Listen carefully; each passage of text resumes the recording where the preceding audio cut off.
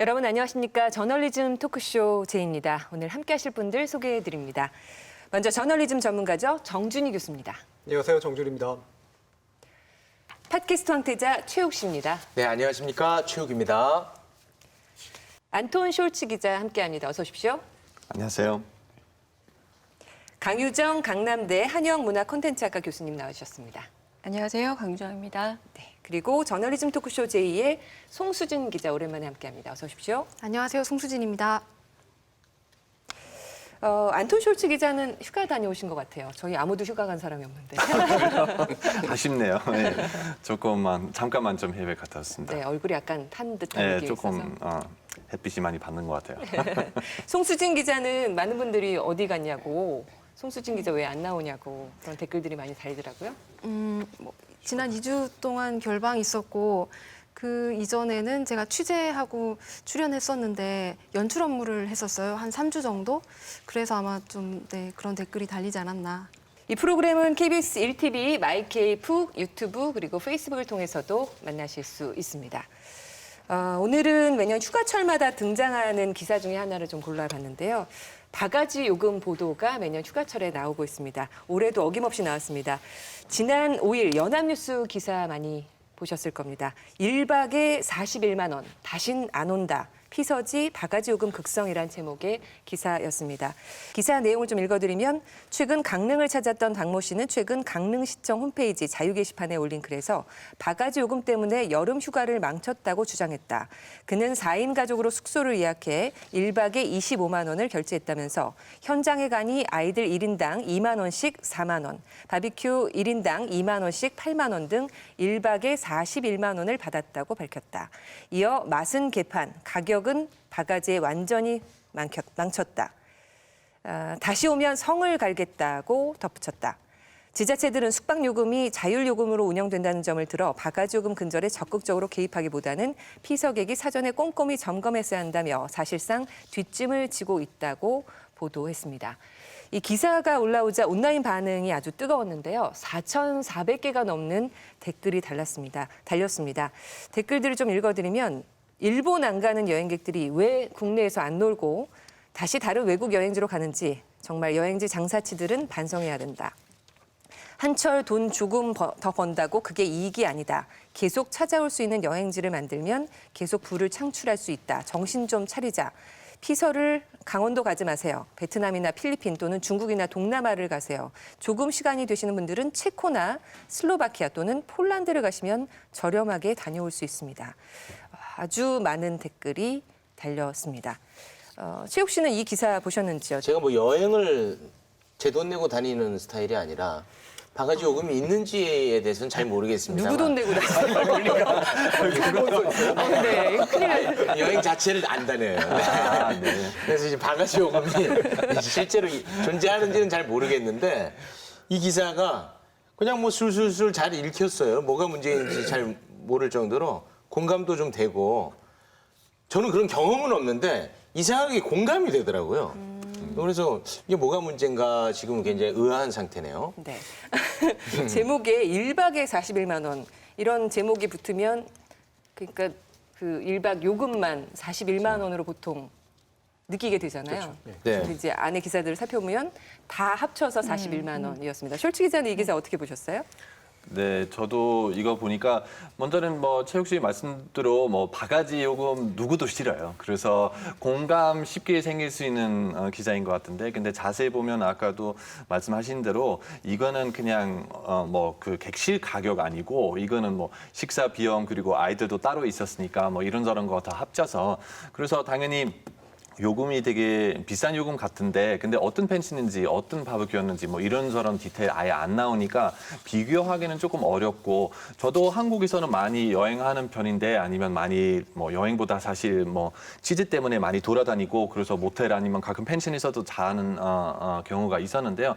그래서 원래는 그냥 펜션 좋은 펜션이라면 25만 원, 30만 원 그렇게 그냥 좀 비싸다고 생각하지만 원래 그 정도 가격 나온다고 알고 있어요. 그래서 거기는 식사도 추가하고 뭐 다른 것도 좀 추가하면 40만 원은 비싸지만 근데 완전히 바가지 요금인지 그거는 말하기는 좀 어려울 것 같아요. 네. 이게 문제는 가장 많이 쓰시는 검색 포털에 딱 피서지 쓰면 바가지가 자동 완성이 돼요. 피서지, 바가지가 일종의 하나의 단어처럼 활용이 될 정도라는 건데 네. 근데 그 거의 출발이 이제 이 기사였다고 할 수 있겠죠. 근데 문제는 이게 피서지에 대한 이미지를 만드는 기사라는 겁니다. 그러니까 이미지라는 게 뭐냐면 사실은 인지된 평판이거든요. 실제 평판이 아니라 인지된 평판이에요. 근데 이 인지된 평판 같은 경우는 또 반대로 얘기해서 굉장히 상업적이고 아주 조작적으로 만들어질 수 있는 평판이라는 거죠. 그래서 결국 이게 이미지 평판이라는 비난을 받지 않기 위해서는 실제로 얼마나 실제로 이런 것들이 일어났는가 여러 표본을 통해서 조사를 하고 그리고 기사에 그것을 반영해야 되고 사실 이게 일반적인 그러니까 검색어 포털에 넣어보시는 분들에 대한 기대감인데 그런 점이 없다는 점에서 저는 거의 전형적으로 개인의 어떤 경험담에 의존해서 이거를 굉장히 보편적인 체험이냥 만들어서 결국 이 보편적 체험이 된다는 것 자체가 조작적인 이미지로 완성된다는 거거든요. 그래서 저는 좀 이미지 기사가 아닐까라는 생각이 좀 들었습니다. 정준희 교수님은 또 나왔구나 이렇게 느끼셨을까요? 이거를 제목을 예를 들면 1박에 4만 원 또 올 거예요 이렇게 바꾸면 사람들이 별로 안 보거나 아니면 광고인가 이런 식의 생각을 하거나 아니면 뭐 이런 정보가 뭐 있나 뭐 이제 이런 정도의 아마 너무 반응- 싸서 볼 수도 있어요. 뭐 그럴 수도 일반적으로. 있겠죠. 예, 충격으로. 그래서 싸구려 아니야? 뭐 이제 이런 식의 생각을 한다거나 그럴 텐데 제가 이 이야기를 말씀드리는 건 일단 자극적이고 41만 원이라는 것 자체가 각각이 가지고 있는 조각난 체험들이 있을 거예요. 약간씩의 체험들과 불쾌감들이 있을 텐데 이 불쾌감을 확증시켜 주거든요. 역시 나만 그런 게 아니었어라는 확증을 시켜주고 그다음에 통념의 호소를 하죠. 그러니까 이제 비판할 수 있는 그런 통념으로 같이 들어가도록 이제 만들어주는 이제 그런 기사 형식을 가지고 있고요. 저는 이 기사의 핵심적인 문제는 홈페이지 취재를 했다라고 하는 것이 당연하고요. 홈페이지에서 힌트를 얻는 건 괜찮은데 본인 확인까지는 아니라고 하더라도 적어도 실제로 그럼 현장 확인을 한다든가 이런 식의 과정을 거쳤어야 되는데 너무 쉽게 기사를 썼다라는 거고 그 쉬운 측면이 또 어디서 나타나냐면 논리적 비약이 굉장히 심해요. 바로 이제 행정기관 때리기로 들어갔잖아요. 근데 기자들에게 있어서 말 그대로 행정기관, 특히나 지역자치단체 같은 경우에는 거의 밥이나 마찬가지거든요. 늘상 할 수 있는 비판의 대상이기 때문에 그래서 실제로 행정기관을 때리는 건 후과가 굉장히 적습니다. 기자들의 입장에서 보면. 그러니까 이 홈페이지에서 힌트로 확인된 것들을 가지고 갑자기 행정기관이 이것들을 제대로 단속을 안 하고 있다라고 하는 뻔한 결론으로 가는 것은 우리가 예전에 이제 보면은 주말에 이제 그 마트 같은 거 뒤져가지고 역시 위생 상태가 불량해 뭐 이런 식의 관습적 기사를 써대는 방식하고 별로 다르지 않다는 거죠. 기자 입장에서는 좀 거북스럽게 느껴지지 않으시나요?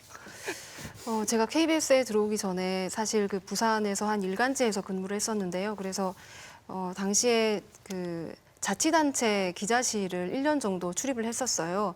그런데 교수님 방금 말씀하셨는데 이런 행정기사 이제 쉬운 비판 기사다라고 말씀을 하셨는데 그 사실 그 지자체를 출입하는 기자들 입장에서 보면 행정을 비판하기는 꽤 어려운 일이거든요.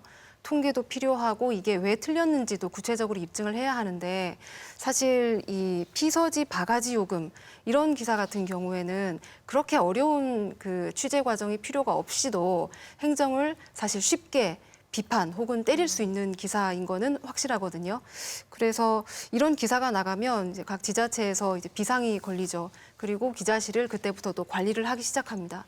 그런 그 효과는 어느 정도 있는 기사인 거는 확실한 것 같습니다. 네.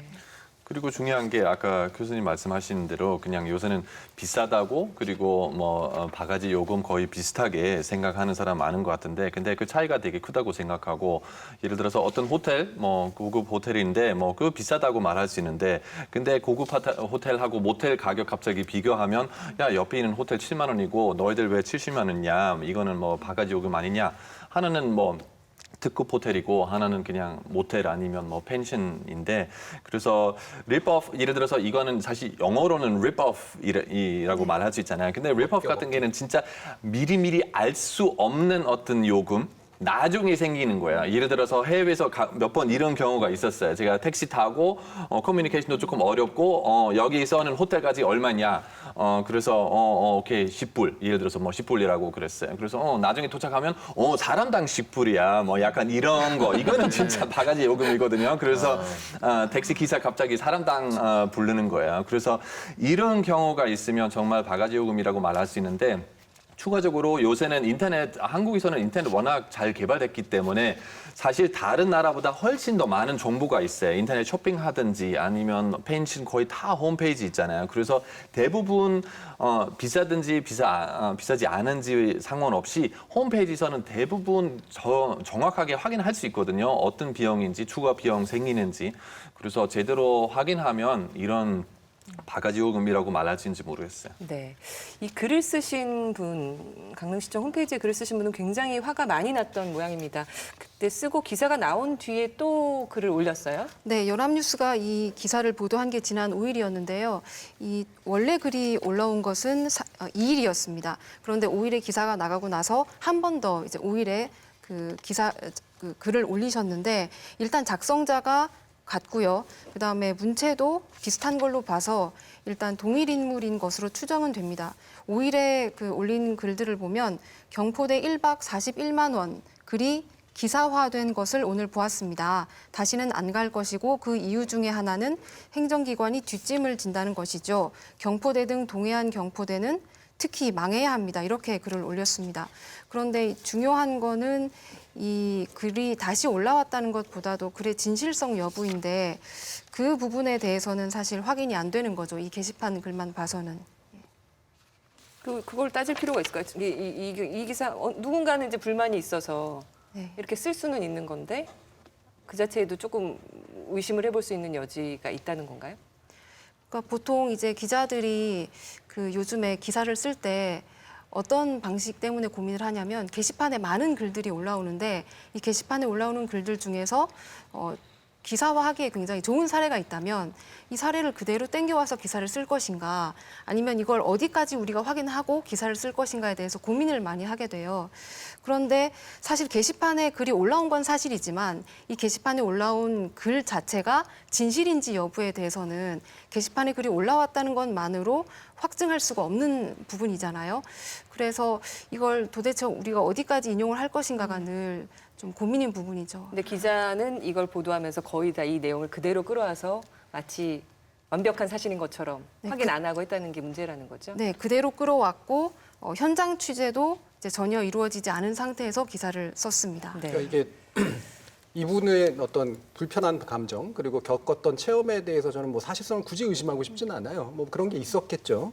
근데 이제 첫 번째는 기자라면 제가 만약에 기자라면 이거는 자기가 직접 한 인터뷰가 아니잖아요. 대상을 설정해서 인터뷰를 딴 상태가 아니라 스스로 올린 어떤 이제 글에 해당하는 거기 때문에 가장 좋은 건 본인 확인인데 본인 확인하기는 대단히 어려울 테니까 이와 유사한 경험을 가지고 있는 사람들이 이 비슷한 시기에 있었는지를 일단 찾는 게 좀 맞다라고 봐요. 그리고 그걸 찾아서 크로스 체크를 하고 난 다음에 적어도 2건 이상의 그런 식의 것들이 생긴다. 그럼 실제로 그 업소들이 어땠는지를 그 다음에 뒤져봐야죠. 이 업소가 전체 예를 들면 100개 업소 중에 유난히 특이한 한 개 업소였는지 아니면 실존하지 않는 업소인지 또는 실존하는 업소인지 이거를 찾아서 일반적인 경향을 살펴봐야 되고 그 결과로 왜 이런 이야기들을 해야 되느냐면 아까 강의정 교수님도 말씀하셨지만 이게 평판을 만들어내는 이제 형태이기 때문에 그래요. 이게 이분 같은 경우 굉장한 불편함이 결국은 동해안에 있는 경포대에 있는 이 숙박업소들을 싸그리 다 망하게 해야겠다라는 정도의 불편함을 표시하고 있다면 그 불편함의 근거를 이제 찾아봐야 되는데 이 결과가 실제로 동해안 경포대에 있는 많은 숙박업소들의 이미지를 만들어내는 기사를 쓰는 입장에서는 대단히 무책임한 행동을 한 거라고 볼 수 있죠. 네, 송수진 기자가 해당 기사를 쓴 연합뉴스 기자와 통화를 했는데요. 그 내용 함께 들어보시죠.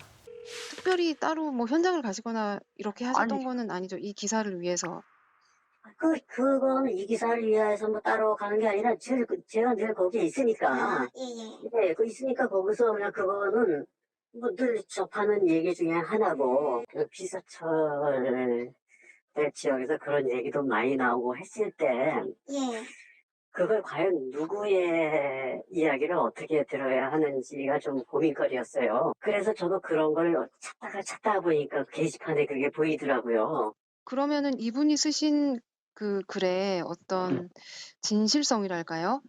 이런 게 사실 확인이 조금 어려운 상태는 아닌가 하는 좀 생각도 들고 해서요. 그러니까 제가 그 인용할 때 그 사람의 말을 100% 신뢰하고 안 하고 그것을 생각한 게 아니라 바가지가 지금 이제 동해안에서 계속 얘기가 나오는데 이걸 얘기를 들을 만하거나 뭐 목소리 내는 사회단체도 없고 이런 상황이어서 네, 이 기사를 쓴 연합뉴스 기자는 뭐 그동안 계속 동해에서 바가지 요금에 대한 이야기가 계속 나와서 이런 기사를 썼다라고는 얘기를 했지만 뭐 늘 거기 있어서 이 기사를 위해 따로 어디 가서 취재한 건 아니다라는 입장을 밝혔는데 어떻게 들으셨습니까? 얘기를 좀 듣고 보니까 이 기사가 좀 문제가 있어 보이네요. 술술 읽혔었는데 만약에 그 경포대와 경쟁 관계에 놓여 있는 곳에서 어딘지는 모르겠습니다. 그곳에서 악의적으로 홈페이지에 글을 올렸다면 이거 완전 거기에 놀아나는 거 아니겠습니까? 아, 이거 너무 이 기자님이 편안하게 직업 생활을 하시는 것 같네요. 그 약간 자가당착적이잖아요. 듣던 이야기가 굉장히 많았었는데 마침 게시판에 떠서 이게 이거예요. 듣던 이야기가 있었으면 왜 듣던 이야기 그 취재하면 되겠죠. 취재를 하면 되는데 그러네. 왜 안 했냐는 거예요. 그러니까 그리고 자신의 통념이 있는데 뭐 주변에서 어떤 이야기가 있건 간에 통념인데 통념을 확인해 주는 게시판 기사를 보고 그냥 그 게시판에 올린 것들을 사실로 확정하고 이제 쓴 기사라는 거죠. 그러니까 우리가 그 신문 기사 얘기할 때 선택적 왜곡이란 말 종종 했잖아요. 바로 이러한 사례를 얘기하는 겁니다. 뭐냐면 그냥 그거는 늘 접하는 얘기였고 지역에서 늘 그런 얘기가 나온다라고 기자님께서 말씀을 하시고 있는데 이 얘기는 다른 말로 하자면 늘 이 기사를 다루면 선정적이라 좀 주목도가 높은 기사가 됐었고 올해 또 그래서 좀 주목도 있는 기사를 찾다 보니 실제 인터뷰를 하기는 쉽지 않았지만 마침 게시판에 이야기가 있더라로 저에겐 이제 분석이 되거든요. 근데 이 자체가 마치 광고에서 뭐 아이나 동물이나 미녀가 나오기만 하면 주목도가 높아진다라는 것처럼 어떤 점에서 소비하는 저는 이 기사 소비자들도 피서지하고 바가지라는 것 자체에 좀 의심을 별로 하지 않는 이 합성어 중에 하나라고 봐요. 근데 그런 것에 굉장히 기대서 만약에 기자분이 그런 어떤 왜곡된 선택을 강화하는 방향으로 이 게시판을 접근했다라고 한다면 그리고 제가 보기에는 좀 그렇게 접근하신 게 아닌가 싶어서 이거는 제가 보기에는 기사로서 선정적이고 하고 주목도 끌긴 합니다만 대단한 가치가 이를테면 우리가 정말 필요한 정보를 주는지라는 점에서는 좀 회의적이지 않나라는 생각이 듭니다. 어쨌든 뭐 술술 읽혀서 그런지는 모르겠지만 연합뉴스 이 보도 이후에 다수의 언론사들이 연합뉴스와 같은 민원 글을 인용한 온라인 기사를 쏟아냈습니다. MBN 국내 여행 증가에도 바가지 요금 여전 다시 오면 성을 갈겠다. 중앙일보 미친 숙박비 이럴 바엔 베트남 가 피서지 바가지 요금 극성. 한국경제TV 1박에 41만 원 피서지 바가지 요금 극성. 누리꾼들 분노 매국노들. 노컷뉴스 다시 찾으면 성을 갈겠다. 피서객들 바가지 요금의 성토. 머니투데이 강릉 1박 41만 원 호갱되기 싫어서 호텔 갑니다. 조선일보 강릉 1박에 41만 원. 그 돈이면 차라리 해외여행 간다. 이렇게 이제 민원 글이나 댓글을 보고 또는 그전 기사들을 거의 베끼다시피 한 그런 기사들이 쏟아져 나왔습니다.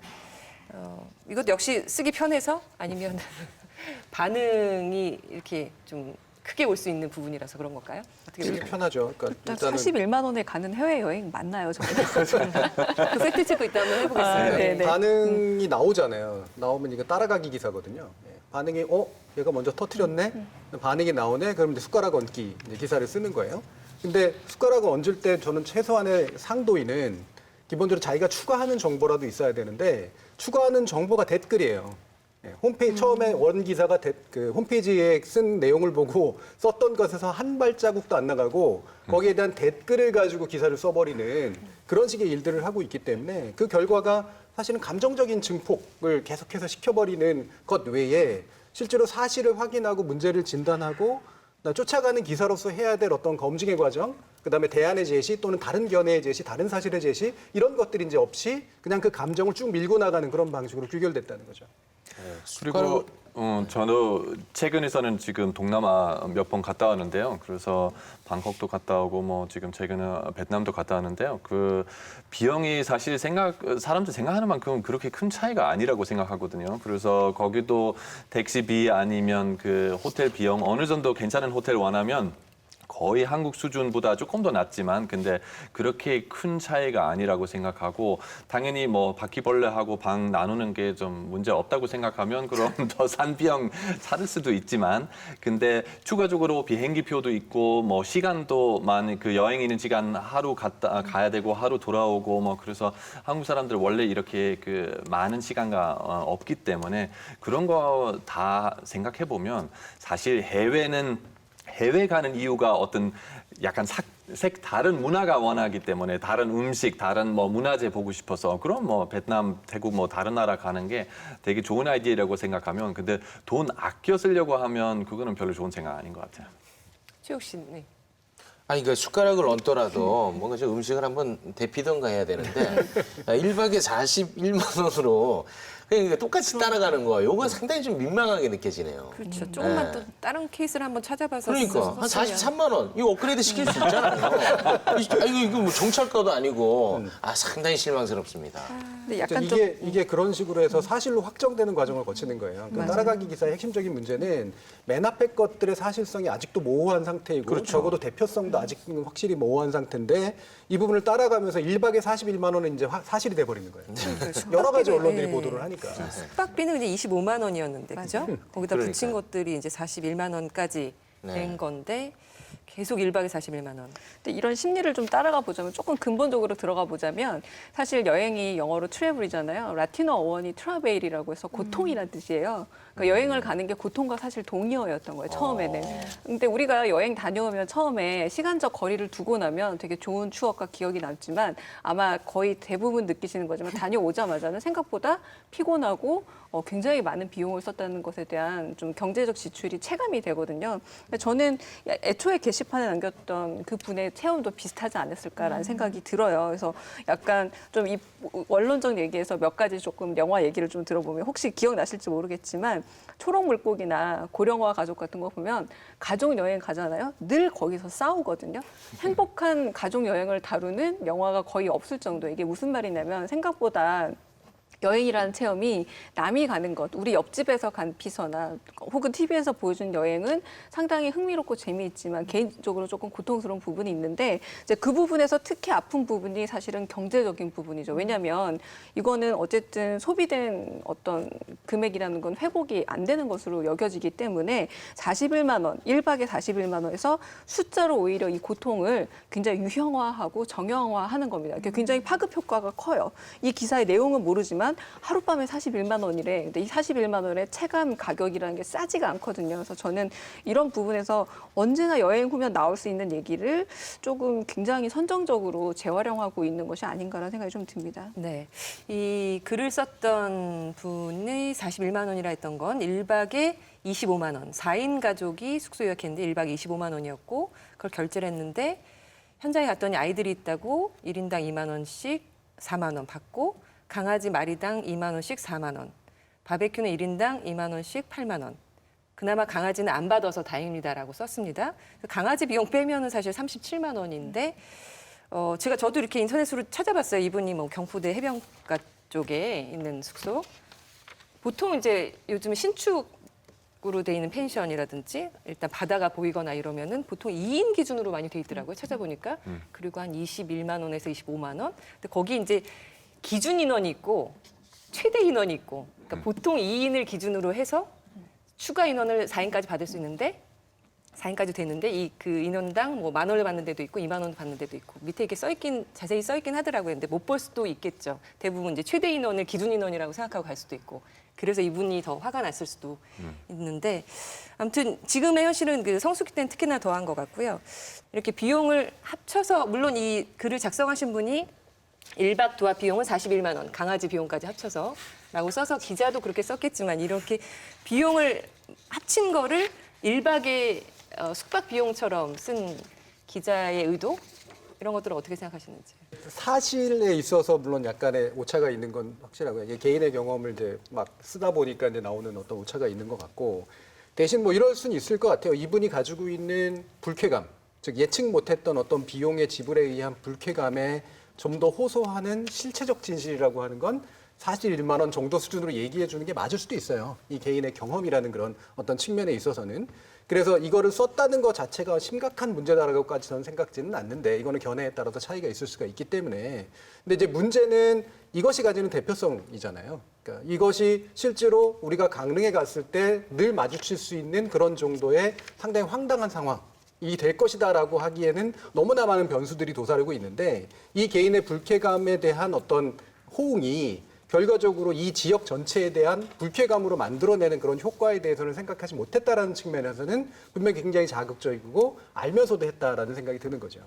게다가 이 기사가 그래서 미친 숙박비 너무 비싸다 고쳐야 된다가 아니라 이럴 바엔 베트남 혹은 이렇게 다른 어떤 해외 그래서 체코까지 나왔죠. 네, 아까. 체코까지 나오고 심지어는 매국노들이라고까지 해서 일종의 논리적 비약을 겪고 있다라는 거죠. 그렇다면 이럴 바엔 베트남 가 이거는 일종의 내뱉는 분들을 만약 개인으로 생각한다면 일종의 탄식이죠. 근데 실제로 이걸 계산 이렇게 아까 하신 분처럼 뭐 1박 추가에 얼마, 아이 추가에 얼마 정말 계산을 해봅시다라고 한다면 비행기가 가령 성수기 얼마나 비싸지는지도 할증률을 따져보고 한다면 과연 이럴 바엔 베트남 가라는 게 기사에서 인용해서 마치 인상을 이럴 바엔 베트남 가는 게 나을 수 있습니다. 그리고 오히려 한국에 온다는 건 소위 말하면 요즘 말하는 호객이 되는 지름길입니다라는 인상을 계속 풍기고 있다라는 거죠.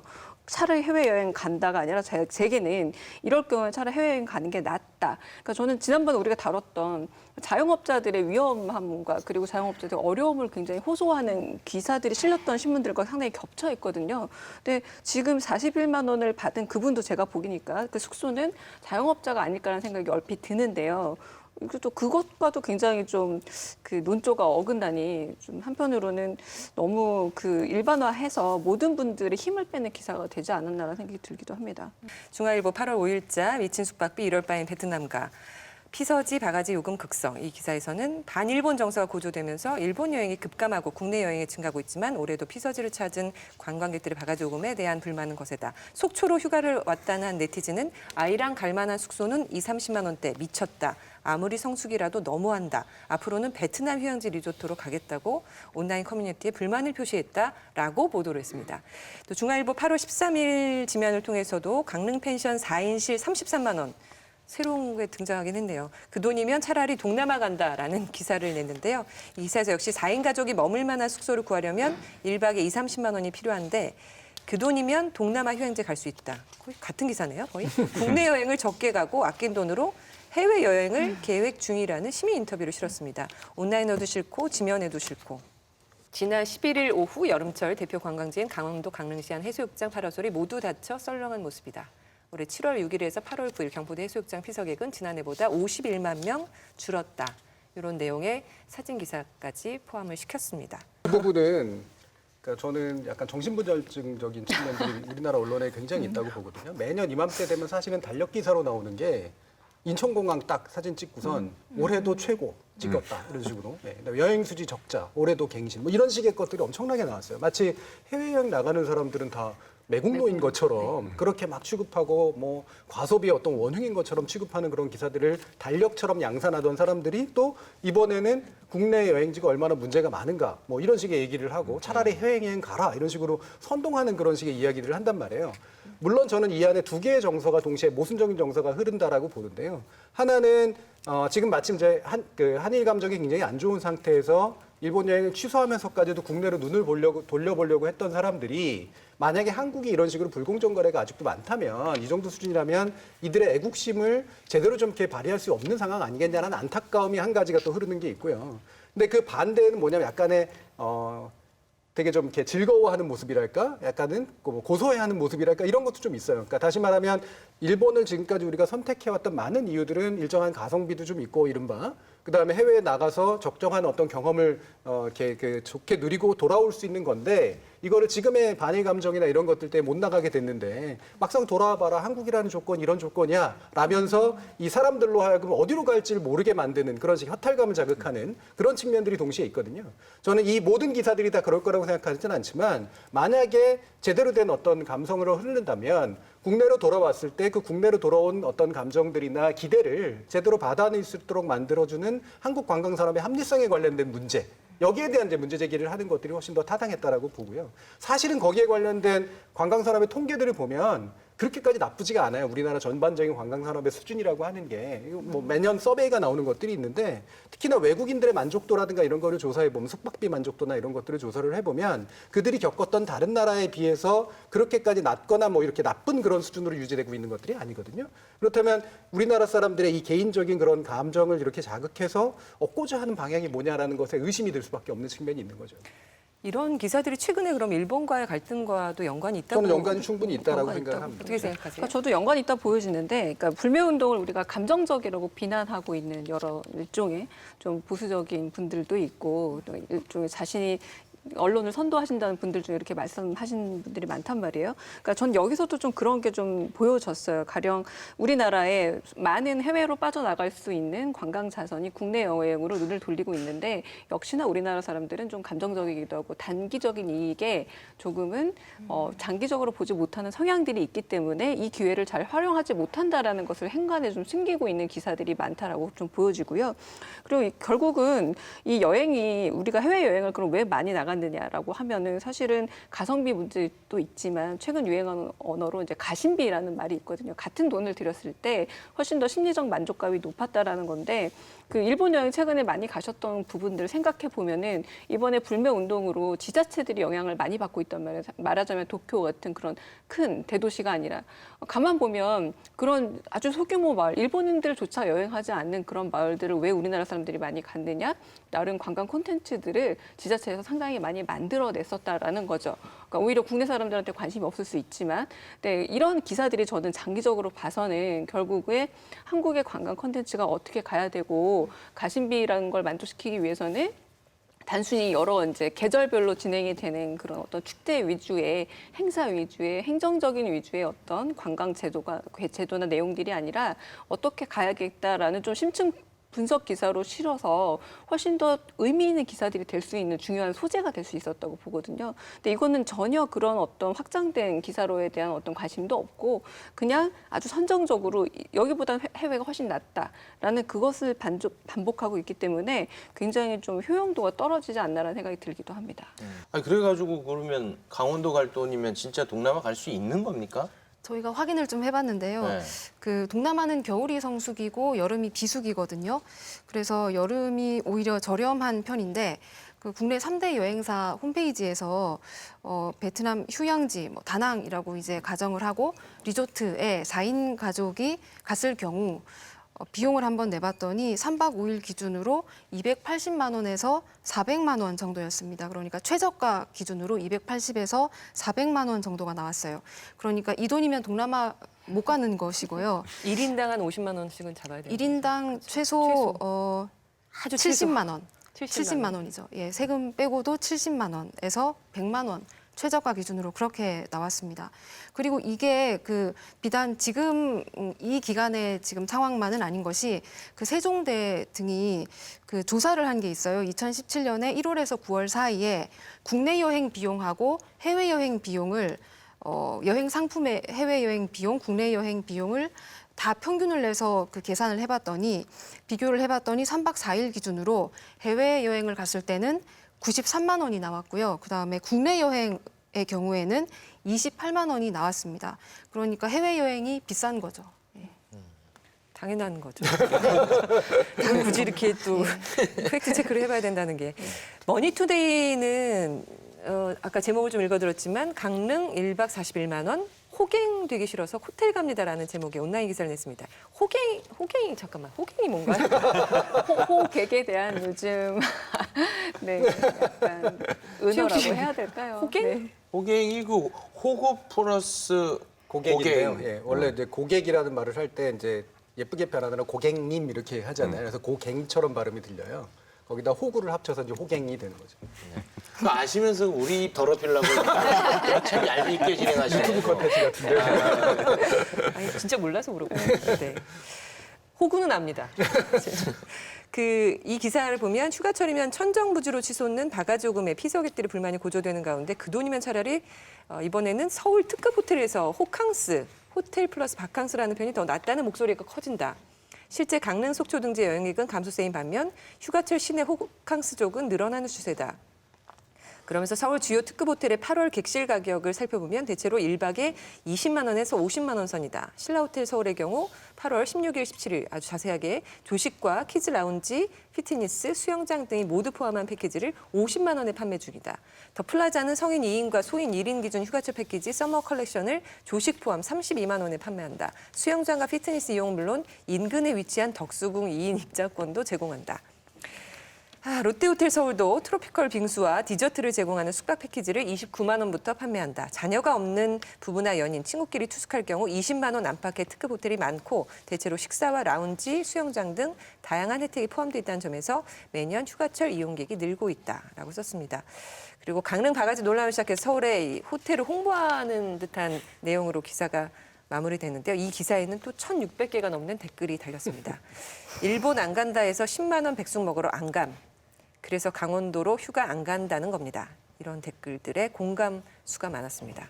아주 강원도가 이번에 매장이 되는 분위기로 댓글이 네, 아주 저 할 말이 몰렸는데요. 좀 예. 있는 게 제가 실제로 올해 저는 소위 말한 피서를 못 간 거예요. 갈 수 없게 돼서 한번 저도 호캉스를 해볼까 싶어서 제가 실제로 알아봤더니 여기 나와 있는 신라 호텔 제가 알아봤을 때는 주말 이용 가격이 게다가 7월 둘째 주였거든요. 90만 원이 넘더라고요. 그래서 이거는 불가능하다. 그러면 그 유명한 B 호텔 한번 알아보자. 그 거기는 유명한 비호텔. 네, 그 유명한 비호텔을 한번 저도 궁금해서 그러면 이번에 휴가 못 가니까 그렇게 해볼까 싶어서 알아봤더니 주말에 135만 원이었어요. 그래서 와 이거는 갈 수 없는 가격이다라고 제가 접었던 기억이 있는데 어떻게 머니투데이 네, 1박에 어떻게 머니투데이 이렇게 저렴한 가격을 찾아내지 의심스럽기도 하고요. 문제는 뭐냐면 그럼 이게 주말인지 혹은 평일인지 그리고 이게 정말로 전부 다 들어간 가격인지 막상 들어가 보면 대부분 2인 기준으로 되어 있더라고요. 2인 기준인데다가 아마 우리가 이전에 강원도에서 경험하셨던 그분들처럼 굉장히 많은 추가 비용이 발생할 게 뻔할 구조라는 거고요. 또 한편 저는 좀 불편했던 게 이게 은근히 이게 여행의 위계화를 만들고 있는 거예요. 호텔에서 여행을 하는 건 뭔가 더 나을 수 있다라는 위계화를 만들고 있는데 여행이라는 건 사실은 가치 중립적인 거란 말이에요. 굉장히 개인적으로 다른 선택을 할 수 있고 나의 형편에 맞춰서 다른 선택을 하는 게 전혀 문제가 없는 삶의 항목 중 하나인데 은근히 이걸 위계화한다라는 것 자체가 같은 돈이면 호텔이 낫다라는 것도 어떤 또 위계한가요? 여기서 체험을 어떤 걸 할 수 있는지는 전혀 알 수 없는데 호텔은 훨씬 더 낫다라는 굉장히 잘 정비된 서비스와 그래가지고 솔직하고 정직한 가격을 제공한다라는 이미지 역시를 주고 있다는 점에서 저 개인적 체험으로 보자면 잘 와닿지 않는 기사입니다. 네. 네. 뭐 지금 뭐 간접 체험을 말씀하셨는데 저는 마침 그 B 호텔 체험자입니다. 비호텔은 어딘가요? 약간 좀 안쓰럽게 느껴지기도 하고요. 근데 거기 가면요. 호캉스라 하면은 거의 수영장도 이용할 거 아니겠습니까? 수영장 이용할 때 그 위에 비치 파라솔 같은 거 그런 거 이용하는데도 수십만 원씩 계속 더 추가 비용이 발생해요. 그렇기 때문에 이 기본값에서 점점점 내가 어떻게 하느냐에 따라서 한없이 올라가는 게 그 가격인 거거든요. 네. 최욱 씨는 그냥 땡볕에 있었죠, 그래서. 근데 저는 뭐 그런 거 이용하지 못했고 방송 때문에 갔다 온 거예요. 네. 그러니까 과거에는 이제 서울이 이제 비수기 시즌이 이제 성수기가 아니니까 실제로 값은 비싼데 이제 사람들이 또 안 와서 텅텅 비는 식의 현상들이 있어서 이게 일종의 수요 창출이 됐거든요. 나중에. 그러니까 원래 사회과학에서 이제 투어리즘, 관광이라고 하는 게 원래 있는 곳에 여행을 가는 게 아니라 수요를 만들어서 그 가수요를 이제 진작시킨 다음에 거기에 사람이 찾아가게 만드는 그런 식의 방식들을 쓰는데 전형적으로 맞는 케이스예요. 그래서 지금은 이미 비수기가 아니게 됐어요. 호캉스라는 게 워낙 일반화된 그런 것이 돼서 아마 보셨던 건 여기 나오는 거는 일종의 미끼 상품일 거고요.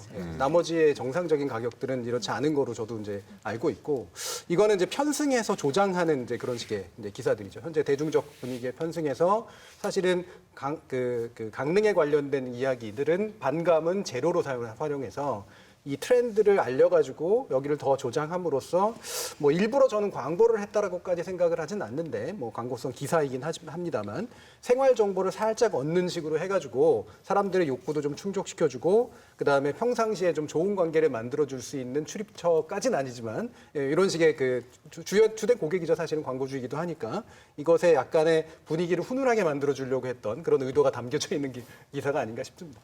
이런 기사들 보면 정말 그 독일에서는 거의 기사이라고 말할 수 없어요. 그냥 우리 이런 거는 옛날에도 말했던 advertorial, 그냥 광고는 100% 광고 아니지만 광고성 근데 기사. 약간 광고 스토리 만들 수 있잖아요. 그래서 스토리처럼 보이는 광고. 왜냐하면 호텔 이름까지도 나오고 정확한 숫자도 나오고 만약에 정말 기사 쓰려고 하면 어느 고급 호텔, 뭐 특급 호텔, 뭐 약간 수십만 원, 뭐 20만 원 대충 정도 나오고 다른 이름 안 쓰고 어느 정도 이해할 수 있어요. 근데 뭐 100%는 확실하게 알 수 없지만 근데 거의 호텔한테 거의 돈 받고 이런 거 쓰는 거예요. 왜냐하면 어떤 호텔만 나오고 다른 호텔 안 나오고 뭐 약간 당연히 모든 특급 호텔은 다 들어갈 수 없지만 근데 조금 의심 생길 수밖에 없어요. 그러니까 우리도 이제 실수할 수 있으니까 그럼 강릉 갈 돈으로 진짜 서울 특급 호텔 이용할 수 있는지 팩트 체크해 주십시오. 그 강릉 사례자의 경우에는 애견 강아지 2마리 있고 그다음에 바베큐도 옵션으로 거셨는데 일단 이런 그 특급 호텔이 그 서울 시내는 없습니다. 그러니까 바베큐도 이용할 수 있고 애견도 동반할 수 있는 호텔은 없고요. 숙박 비용만 저희가 한번 따져보니까 기사에 나오는 이 3곳 호텔의 숙박비만 45만 원에서 1박에 60만 원 선이었습니다. 그런데 뭐 저녁도 먹고 해야 하는데 이제 저녁을 호텔 안에서 먹을 경우에는 뭐 80만 원, 100만 원 가는 거고요. 예. 물가가 오르긴 너무 많이 올랐네요. 머니투데이 기자 입장을 들어보셨나요? 그 강릉 1박 41만 원 이걸 제목에 앞에다 붙인. 네. 이 기사를 작성한 기자가 산업 2부 지금 소속인데요. 산업 2부는 소비자 담당이어서 호텔을 출입하는 기자입니다. 얘기하고 싶었던 것은 호캉스 트렌드에 대해서 얘기를 하고 싶었다고 하고요.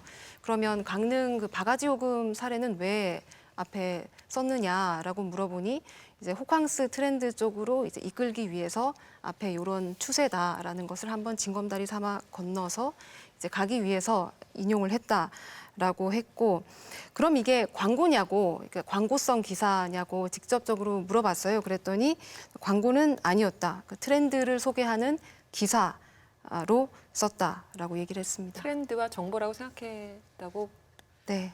받아들이죠. 강릉시가 입장 표명을 했잖아요. 예. 네, 그 이런 기사들이 쏟아지니까 지난 14일에 기자간담회를 통해서 입장을 표명을 했는데요. 점검을 해봤다고 합니다. 8일부터 82개 숙박업소를 점검을 해봤는데 그 강릉시에 보면 숙박시설 공실정보 안내 시스템이라는 게 있는데요.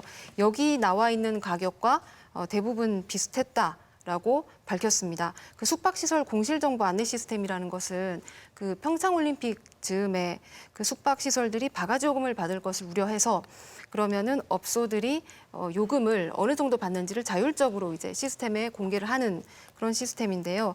여기에 나와 있는 요금과 실제 받고 있는 요금이 거의 비슷했다라고 입장을 밝혔고요. 두 번째로는 이 사례에 나오는 그 1박에 41만 원인 숙소가 어딘지를 한번 확인을 해봤더니 비슷한 곳은 있었으나 딱 들어맞는 곳이 없었다. 이런 곳이 어딘지 모르겠다라는 입장을 또 밝혔습니다.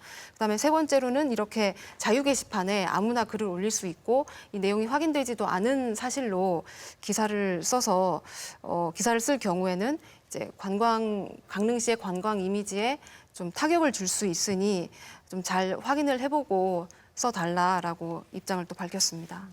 강릉시 입장이야 뭐 이렇게 그 이해 당사자들이니까 이렇게 좀 방어할 수 있는 거 아니겠습니까? 실제로 바가지 요금이 없다라고 우리가 얘기하는 것처럼 들릴까 봐 아까 처음부터 약간 좀 불편하더라고요, 저는 이 자리가. 가격이 어느 정도 있다라고만 보면 되지 않을까요? 이게 바닷가 기존에 뷰에. 기존에 경험들이 있어요. 그러니까 예를 들면 해수욕장에서 파라솔 치는 문제, 파라솔 쳐서 이제 그 유료를 받아버리잖아요.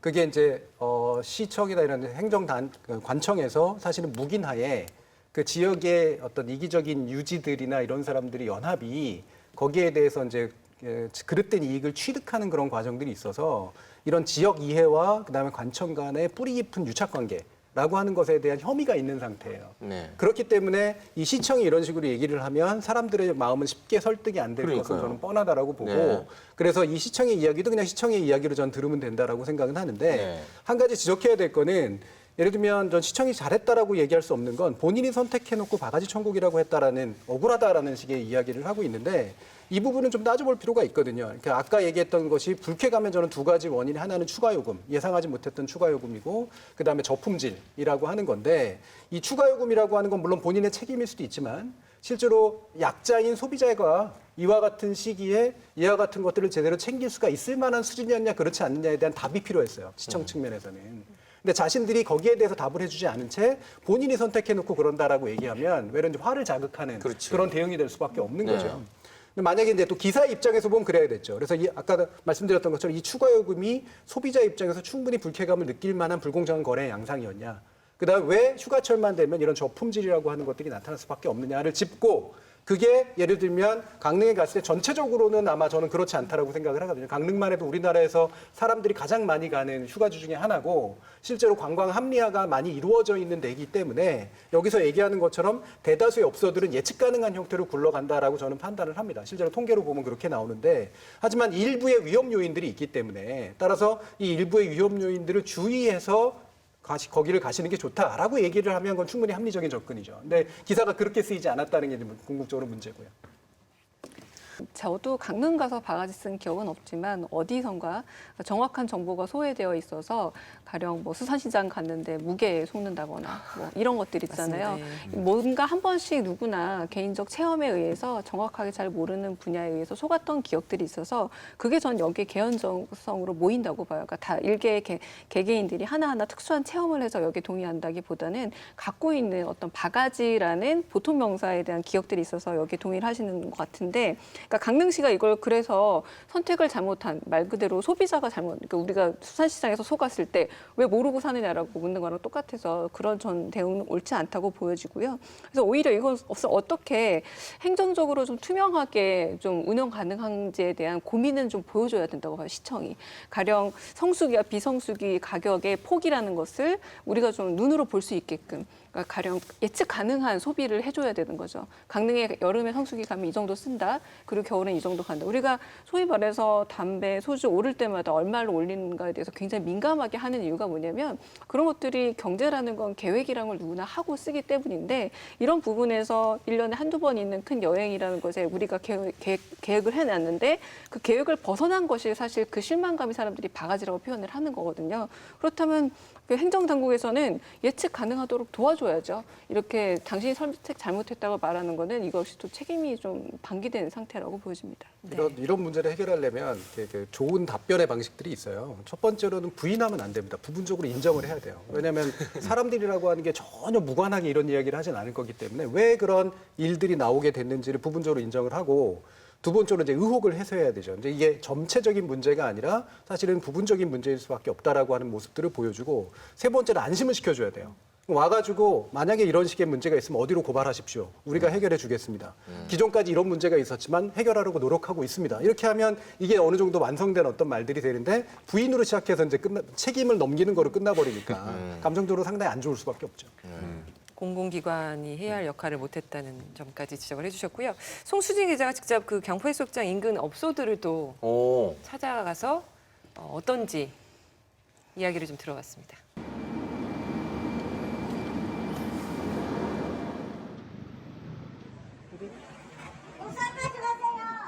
이건 아니네요. 모종회는 숫자가 10만 원, 배가 15만 원, 김이 12만 5천 원인데요.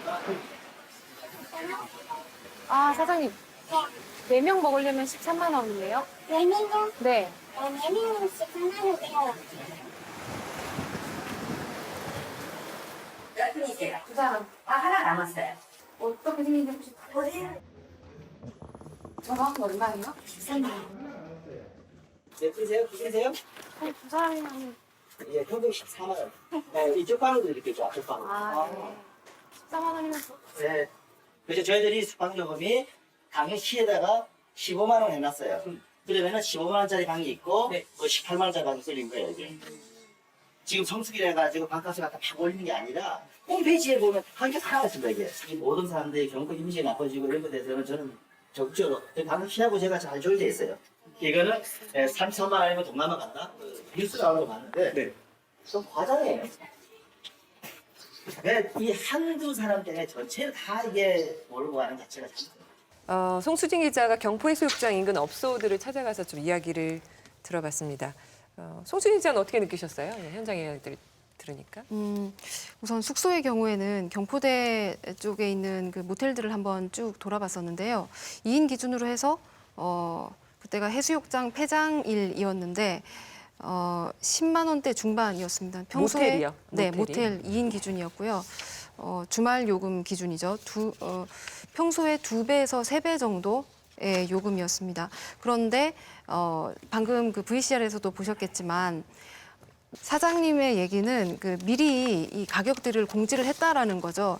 그러니까 비수기, 뭐 성수기, 극성수기 이렇게 미리 공지를 했기 때문에 큰 바가지라고 우리는 생각하지 않는다라고 얘기를 했고 기존 비수기의 요금과 비교를 해서는 2배에서 3배 정도 차이가 났습니다. 펜션의 경우에는 저희가 그 공실 정보 시스템 통해서 한번 찾아보니 2인 기준으로 10만 원대 후반에서 1박에 70만 원 곳까지 70만 원인 곳까지 있었습니다. 근데 여기도 비수기, 또 준성수기, 성수기, 극성수기 이렇게 시기를 구별을 해서 요금을 달리 받고 있었는데요.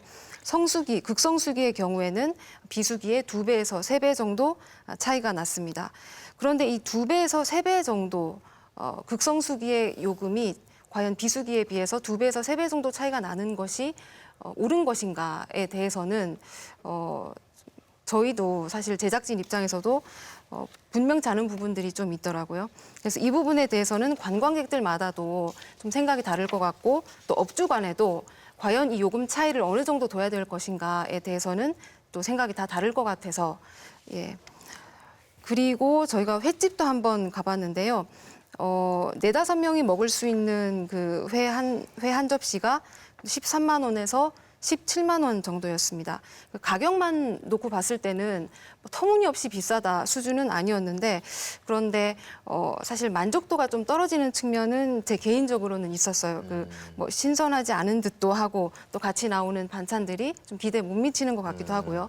그래서 이 바가지 요금이라는 것이 비단 그 가격 차이뿐만 아니라 이런 만족감의 부분에서도 좀 느껴지는 부분이 있으면 바가지라고 우리가 좀 볼 수도 있겠구나 하는 생각이 좀 들었습니다. 휴가라고 생각하면 사람들이 서비스를 받으러 간다고 그런 마음으로 가는데 가서 보면은 평소 먹는 것보다 더 못하다는 느낌이 들면 기분을 아주 망치게 되죠. 그런 게. 근데 기자님 지금 말씀하셨던 게 정말 중요한 부분은 왜냐하면 가격만 중요한 게 아니고 숫자만 보면 알 수 없어요. 왜냐하면 모텔도 한국에서는 하늘하고 땅 차이는 모텔 너무 많아요. 그래서 20년 전 만드는 호텔 진짜 방이 너무 좁고 낮고 뭐 냄새 나고 되게 시설도 별로 없고 근데 다른 지금 새로 생기는 모텔은 가끔 특급 호텔보다 훨씬 더 좋은 수준이야. 뭐 약간 풀도 뭐 스위밍풀 아니지만 그래 월풀도 있고 뭐 그냥 되게 넓고 뭐 TV도 크고 뭐 여러 가지 뭐 안마 의자 있고 뭐 이런저런 거 뭐 다 없는 일은 없어요 요새.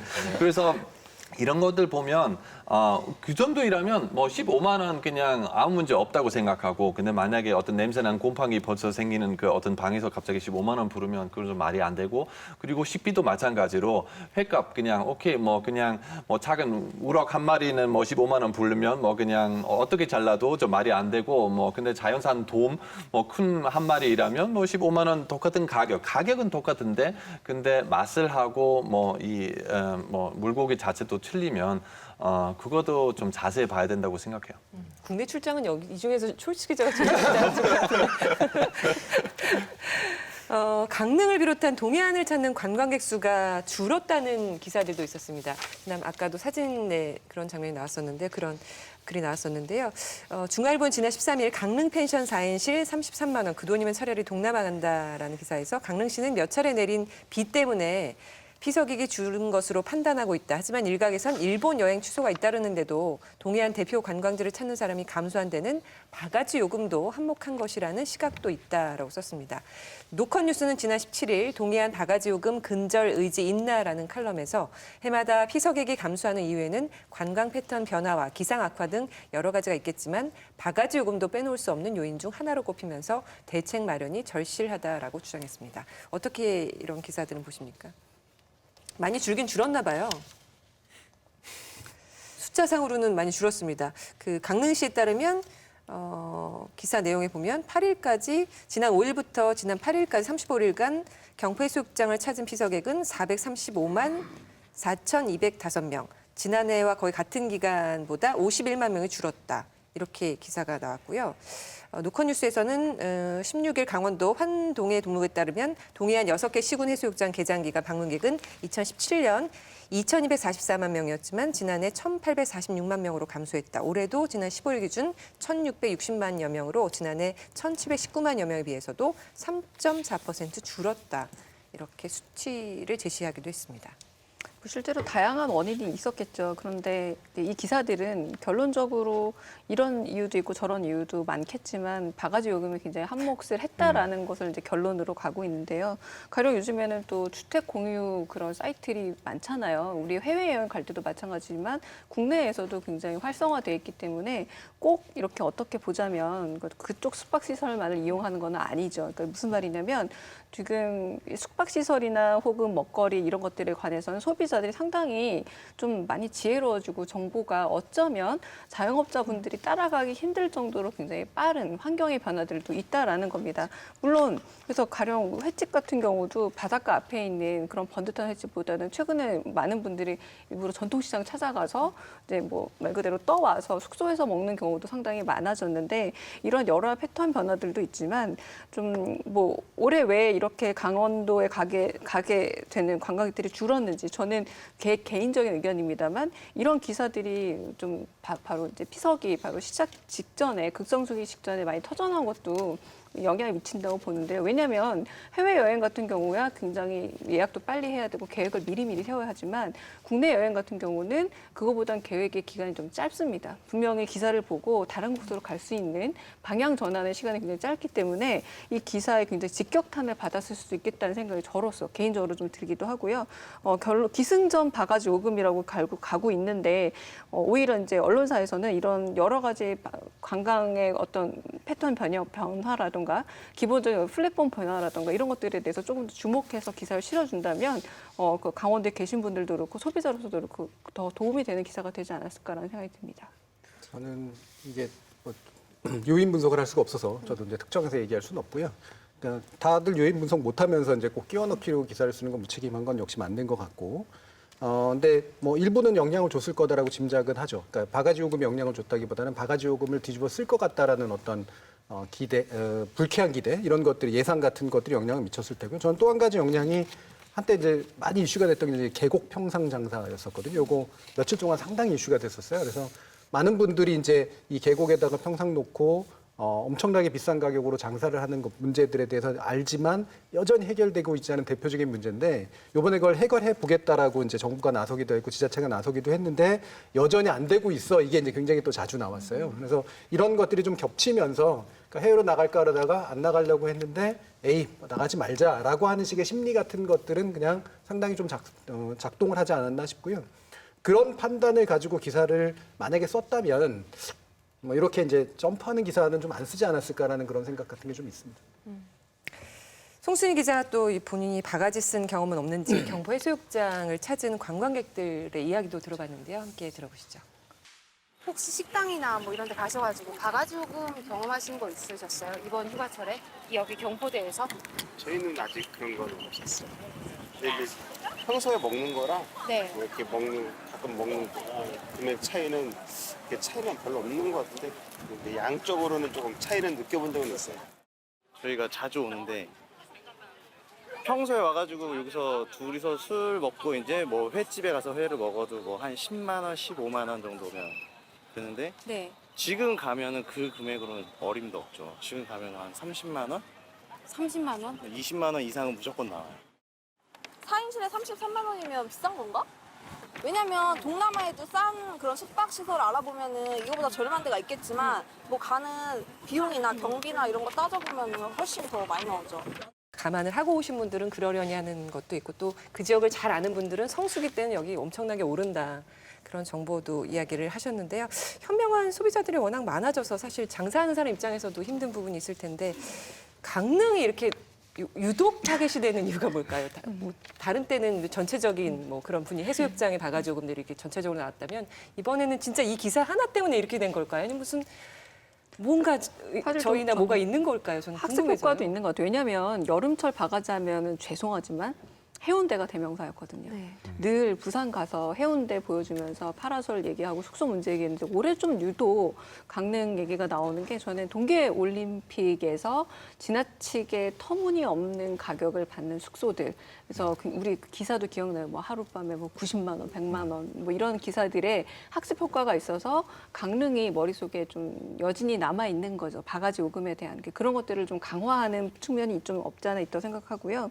엄밀히 말하면 이 바가지가 뭐 전미사거든요. 그러니까 뭐 욕바가지라는 말도 있잖아요. 매우 심하다는 뜻인데 어쨌든 지금 우리가 사용하고 있는 것은 터무니없이 비싼 요금이라는 뜻이고 근데 지금 말씀하시는 그 김홍교 씨 말씀처럼 성수기와 극성수기, 준선수기의 가격이 다 다른데 이게 강릉만의 문제는 또 아니거든요. 뭐 해외 여행할 땐 전 더 심하고 혹독하게 경험한 적도 있고 심지어 이제 이런 경우도 많잖아요. 사진으로 보고 간 숙소와 너무나 달라서 실망하는 경우도 많고 그때는 외국이니까 가령 뭐 따질 수도 없어요. 언어가 안 되니까. 근데 그런 경우들도 많아서 다 이것도 저는 다 바가지에 해당하는 사태라고 보는데 근데 유독 지금 강릉에 대해서 굉장히 집중되고 있는 건 좀 해운대에서의 뭐 무게중심이 이동했다라는 점도 좀 흥미롭기도 하지만 저는 역시 좀 학습 효과를 좀 더 강화하는 효과가 있지 않나라는 생각이 좀 듭니다. 어떻게 생각하세요? 뭐 일단 잔상 효과가 분명히 있었을 것 같고요. 그러니까 이 기사에 의한 것도 있고 평창 동계올림픽에 관련된 것들도 있었고요. 왜냐하면 보통은 또 그 동남아로 차라리 간다라고 할 때 흔히 단골처럼 등장하는 것도 제주도였었거든요. 얼마 전까지는. 근데 제주도는 이제 요즘 별로 잘 얘기 안 하고 강릉 얘기가 많이 나오는 건 그런 이유가 있겠죠. 그리고 또 다른 건 관광 통계를 보면 한국 사람들이 제일 즐겨 찾는 데가 강원도예요. 여러 가지 그 동네 중에 강원도가 특히 이제 그 여름 휴가철에는 강원도를 굉장히 많이 찾으니까 사람들이 경험도 많이 할 수밖에 없는 그런 측면들도 일부는 겹쳐 있을 것 같고요. 근데 이제 바가지라고 얘기를 할 때 이게 뭐 제가 사전적인 정의를 해야 될지는 잘 모르겠습니다만 그냥 비싼 가격이면 바가지라고 생각하기 쉬운데 사실은 자본주의 경제에서 보면 가격이라고 하는 거는 수요 공급으로 결정이 되는 거예요. 그래서 수요가 많은 시기, 몰리는 시기에 공급이 한정돼 있으면 가격이 올라가게 되는 건 합리적인 일이죠. 근데 여기서 이게 비합리적으로 만들어내는 몇 가지 요인들이 있습니다. 하나가 첫 번째가 정보 비대칭이에요.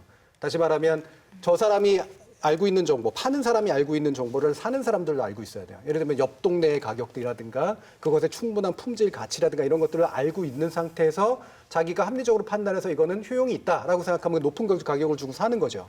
예를 들면 이런 얘기 나왔을 때 흔히 나오는 얘기가 산 꼭대기 올라가서 그 뭐 물 파시는 분 되게 비싼 가격 받거든요. 폭리라고 아무도 얘기 안 해요. 존경스럽다라고 얘기를 하지. 그 정도는 충분한 노력이고 충분한 가치가 있다라고 보는 건데 그렇지 않다는 얘기는 모른다는 거거든요. 모른다는 게 첫 번째로 사기. 말 그대로 이중 가격표를 한다든가 사람 안 얘기했던 것들을 매긴다거나 이런 식의 것이 이제 굉장히 큰 거고 두 번째는 품질을 이제 일부러 떨어뜨리는 그런 식의 일들을 한다거나라고 하는 것이고 세 번째로 이제 선택할 수 없게 만들어 버리는 거. 이제 독점이 이제 대표적인 예인데 파라솔이라든가 아니면 계곡 장사라든가 이런 게 이제 이런 대표적인 예죠. 사람들이 이제 바가지라고 느끼는 건 천차만별의 것들이 있는데 핵심적으로 문제가 되는 바가지는 결국은 사기성, 정보 비대칭이나 독점을 이용해서 쓸데없는 이제 과도한 가격들을 이제 폭리를 취하는 그런 식의 경우라고 볼 수 있고 그런 측면은 저는 많이 줄어들고 있다고 봐요. 왜냐하면 비대칭이 많이 해소되고 있기 때문에 그럼에도 불구하고 남아있는 영역들이 있죠. 왜냐하면 한철 장사하고자 하는 민간들이 있거든요. 이 민간이 우리 관광산업에서 어느 정도를 차지하고 있는가라고 하는 부분을 명확히 좀 보여줄 필요는 있겠다라는 생각은 들어요. 아까 교수님 뭐 해외에 이런 문제도 있다고 말씀하셨는데 이거는 좀 100% 확실하게 말씀드릴 수 있어요. 여행도 많이 하고 뭐 해외도 자주 가는 편인데 그래서 해외에서는 오히려 한국보다 이 문제 더 심각하다고 생각하고 그리고 작년 예를 들어서 저도 독일에서 뮌헨 가봤는데요. 그래서 똑같은 호텔에서 똑같은 방 이틀 있었는데요. 2박 있었는데 첫 번째 밤 300유로였어요. 두 번째 밤 130유로였어요. 그래서 저도 그냥 그 프론트데스크에서 얘기했어요. 어떻게 이렇게 큰 차이가 있을 수 있냐. 그 말도 안 되는 게 조금 뭐 주말하고 뭐 월요일날 조금 차이했잖아. 어느 정도 이해할 수 있는데 거의 3배의 가격 어떻게 나올 수 있냐. 그래서 그때 그랬어요. 오늘 그 옥토버 페스트 그 독일 맥주 축제 마지막 날인데 그래서 이거는 완전히 우리 성수기인데요. 그래서 그것 때문에 그냥 모든 호텔 거의 3배, 4배 정도이고 내일부터는 옥토버 페스트 끝났어요. 그래서 우리 보통 그래서 독일 같은 나라에서도 이런 성수기 가격 뭐 우리는 오히려 여름보다 어떤 행사 관련된 이런 거 있어요. 예를 들어서 독일에서 박람회 되게 많거든요. 그래서 자동차 박람회 있는 시간 호텔 가격 싹 올라가요. 그래서 그거는 정말 전 세계에 있는 어느 정도 문제라고 생각하고 한국 소비자 연맹이라는 소비자 단체에서 조사한 결과가 있는데요. 무엇이 바가지라고 생각하느냐라고 시민들에게 물어봤더니 평소 비수기와 가격 차가 30% 정도면 적당하다. 그러니까 30%를 넘어가면 바가지로 느낄 수 있다라고 응답을 했습니다. 그런데 강릉에서 저희가 만나봤던 숙박업소 사장님, 횟집 사장님들은 두세 배 정도를 이제 생각을 하시면서 두세 배 정도면 괜찮다라고 봤기 때문에 이제 그런 가격들을 지금 받고 계시는 거잖아요. 그러니까 30%와 200%, 300% 사이의 간극이 이제 계속 존재를 하는 것이고, 그렇다면 이런 간극이 왜 생기는지에 대해서 좀 더 구체적으로 기자들이 접근을 해서 풀어주는 것이 더 좀 좋은 기사 쓰기 방법이 아닌가 하는 생각이 듭니다. 소비자들은 그 간극에 대해서 그렇게 느낄 수 있지만 기자는 그렇게 쓰면 안 된다. 이 10년 전에도 이런 게시글을 이용해서 이런 기사를 썼었다면서요? 저는 그게 참 놀랍더라고요. 예, 10년 전에도 비슷한 내용의 바가지 요금 기사가 있었는데요. 2009년 7월 23일에 국민일보 기사였습니다. 바가지 요금의 카드 결제 노, 주차 전쟁의 파김치, 휴가 떠나 마라라는 제목의 기사인데요. 내용을 보면 22일 각 지방자치단체에 따르면 해수욕장 등 피서지에서 바가지 요금 때문에 피해를 입은 시민들의 고발이 잇따르고 있다. 전남 완도군 홈페이지에는 이번처럼 홈페이지를 인용했습니다. 완도군 음식 특화거리에 있는 N식당에서 1인분에 10,000원씩 하는 장어탕 2인분을 먹은 뒤 계산을 하려고 했더니 28,000원을 요구해 허탈했다라는 글이 올라와 있다. 또 속초시 사이트에는 K씨가 IOC 저저 해수욕장 입구 상점에서 구입한 비치타월이 조잡한 품질의 터무니없는 가격이었는데다 점심으로 먹은 오징어회 값에 주차비까지 바가지 요금이어서 기분을 망쳤다, 이렇게 꼬집었다라고 보도를 했습니다. 그러니까 10년 전에도 지금처럼 게시판을 인용을 해서 취재 없이 그대로 기사화를 했던 거죠. 또 2009년 6월에 나온 뉴스인데요. 파이낸셜 뉴스가 멀리 갈 필요 있나요? 호텔들 패키지 유혹, 이런 기사를 냈습니다. 7월 초 주말을 이용해 가족과 함께 2박 3일 일정으로 휴가를 계획하고 있는 직장인 K씨가 뽑아본 여행 경비다. K씨가 가족과 함께 속초로 갔을 때는 58만 원이 예상되는데 서울 시내 호텔에서 보냈을 때는 67만 원 정도 예상된다. 서울 시내에서 휴가를 보낸다는 점에서 기분이 안 날 수도 있고 또 가격도 상대적으로 비싸다. 그러나 속초로 떠날 경우에는 휴가철 예상되는 길막힘과 바가지 요금 등을 피할 수 있다는 점에서 고민 중이다. 그러면서 서울 시내 주요 호텔의 패키지 상품을 이번 기사 머니투데이 기사처럼 똑같이 소개를 했습니다. 그러니까 앞서 봤던 머니투데이 기사가 해당 기자는 트렌드성 기사라고 했는데 사실 10년 전에도 이런 기사는 있었던 거죠. 그냥 기자들이 쓰는 트렌드인 거죠. 내용상의 트렌드가 아니라. 아니면 호텔하고 특별히 좋은 관계 있는 기자. 어떻게 보세요? 10년 전에도. 예. 그러니까 이게 되게 관습적이다라고 하는 것, 이른바 달력 보도라고 하는 거는 굳이 너무 강조하지 않아도 충분히 알 수 있을 것 같고요. 이게 이제 결과가 그래요. 그러니까 이런 것들은 되게 거창하게 대안을 제시하는 것 같고 문제를 막 지적하는 것 같고 울분을 만들어내고 분노하게 만들지만 실제로 그것이 개선으로 향하는 경우를 찾기가 굉장히 어렵거든요. 그러면 효능감이 떨어지고 허탈감들이 만들어지죠. 근데 물론 언론이 사회 개선을 할 수 있느냐라고 하는 측면에 있어서는 당연히 한계가 있습니다. 근데 개선의 방향을 지시하는 건 충분히 가능해요. 근데 이것이 계속해서 달력 보도라고 비아냥을 받는 이유가 뭐냐면 개선을 하려면 나아가고 있는 모습들에 대한 추적이 끊임없이 필요한데 자기들이 어떤 기사를 과거에 썼는지를 전혀 참조하지 않은 채 늘 새롭지 않게 쓰는 거죠. 예. 그래서 이제 쓰이는 관습적인 문제들이 분명히 있는 것 같고요. 저는 아까 이제 송 기자님께서 한국 소비자연맹 조사 얘기를 해주셨는데 이게 2019년 4월 14일 매일경제 기사에 실렸더라고요. 근데 매경 기사가 저는 의외로 좀 괜찮았었어요. 그러니까 이런 식의 얘기를 하기보다 사람들이 적정 수준 30% 정도 차이는 받아들일 수 있다라고 생각하는데 실제로 해외 일본, 홍콩, 태국, 하와이 국내를 비교해 봤더니 평균치에서 좀 차이가 나요. 그래서 국내 같은 경우가 전반적으로 약 한 50% 정도의 차이가 나기 때문에 일반 사람들의 기대보다는 높다는 얘기예요. 성수기하고 비성수기의 차이가. 근데 국내가 좀 더 높게 나타납니다. 그러니까 심할 경우 2.5배까지 나타나기 때문에 다른 나라 같은 경우는 좀 많이 크더라도 한 2배에서 1.5배 정도 차이가 나타나는데 우리나라 그보다 좀 더 높다는 얘기예요. 그 얘기는 한국 사람들이 생각하는 감당해낼 수 있는 것에 비해서 한국의 공급자들은 지나치게 한철 장사를 한다라는 측면들은 있다는 거예요. 이 갭을 어떻게 메꿀 것이냐라는 문제를 제기하고 있기 때문에 이런 기사들은 나름대로 나와 있는 적당한 데이터를 가지고 충분히 어느 정도 개선의 방향을 이야기하고 있어서 저는 훨씬 더 나았던 기사의 형태라고 봅니다. 나머지 대부분의 기사는 이런 식으로 그냥 네. 이런 정보를 전해주는 호텔 패키지 가격이 이렇습니다 하고 전해주는 내용에 그치고 결국 이게 두 개의 이미지를 비교하고 있는 거잖아요. 호텔 같은 경우에 이미지를 만들고 어떤 우리가 자주 가는 뭐 강릉이나 부산이나 이런 제주도마다 사실 좀 비용이 드는 여행지죠. 이미지를 만들고 있는데 결국은 소비자연맹에서 말씀하고 있는 내용은 기대 수준으로 좀 가격폭의 상승을 좀 줄여달라라는 얘기로 들려요. 그런데 좀 적정한 지점을 찾아야겠죠. 저희가 좀 최근에 재밌게 읽었던 그 산문 중에 김영하 작가의 여행의 이유라는 그런 산문에 어떤 얘기가 나오냐면 많은 분들이 파리에 가서 멀미를 호소하고 몸져 눕는다는 거예요. 왜냐하면 그림에서 봤던 파리와 실제로 가서 보는 파리가 너무 다르니까 뭐 지저분하고 왜 강도도 많고 막 이렇잖아요. 이게 무슨 말이냐면 여행을 떠날 때 정말 중요한 게 이미지라는 거거든요. 그런데 이런 기사들에서 계속 이미지를 어떻게 만드냐면 바가지금 여전히 해결 안 되고 10년이 지난 게 아니라 20년, 30년 지나도 똑같아. 그럴 바엔 차라리 호텔.